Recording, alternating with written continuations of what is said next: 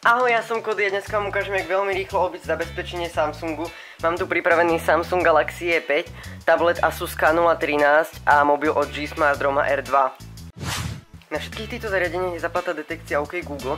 Je tam síce napísané, že pokiaľ zapneme na zamígacej obrazovke, tak to od nás ako keby môže to odblokovať. Ale uvidíme, jak sa s tým vyporiada tu na mobil, ktorý má Android 4.4, tu na tablet s Androidom 5.1 a mobil od Samsungu s Androidom 5.1. Ako prvé si to vyskúšame na tablete, normálne som len odblokoval, pohnem prstom, ono to od nás chce zabezpečenie. Tak, ale my potrebujeme nič nestláčať, takže znova ho zablokujem, odblokujem a teraz poviem OK Google.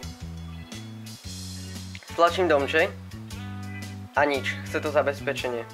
Nepustí nás to nejako ďalej, nikam. Teraz to vyskúšame na G-Smarte. OK Google. Taktiež vyhľadávať a stlačíme domček a chce to zabezpečenie.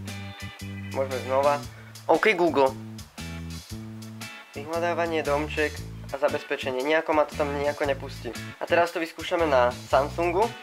Stlačím buď toto, alebo toto je jedno, odblokuje sa tak či tak. OK Google. Stlačím domček.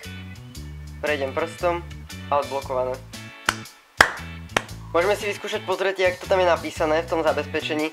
Máme tu napísané, že vyhľadávanie hlasom, detekcia OK Google a detekcia na zamknutej obrazovke, ale to samozrejme máme nastavené aj na všetkých týchto troch.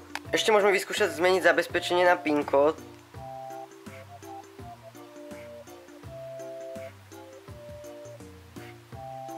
Nastavíme tam PIN, dám tam 4 jednotky.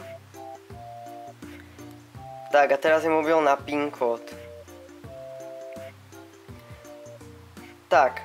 Teraz ma to samozrejme absolútne nejako zase nikam nepustí. Musel by som napísať správny PIN. Vtedy ma to pustí. A teraz to vyskúšam taktiež. Odblokujem a OK Google.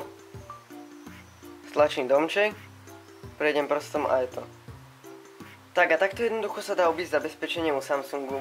Pokiaľ sa ti video páči, určite nezabudni hodiť like, poprípade ho zdieľaj. A ja sa s vami teším na ďalšie videá. Ahoj!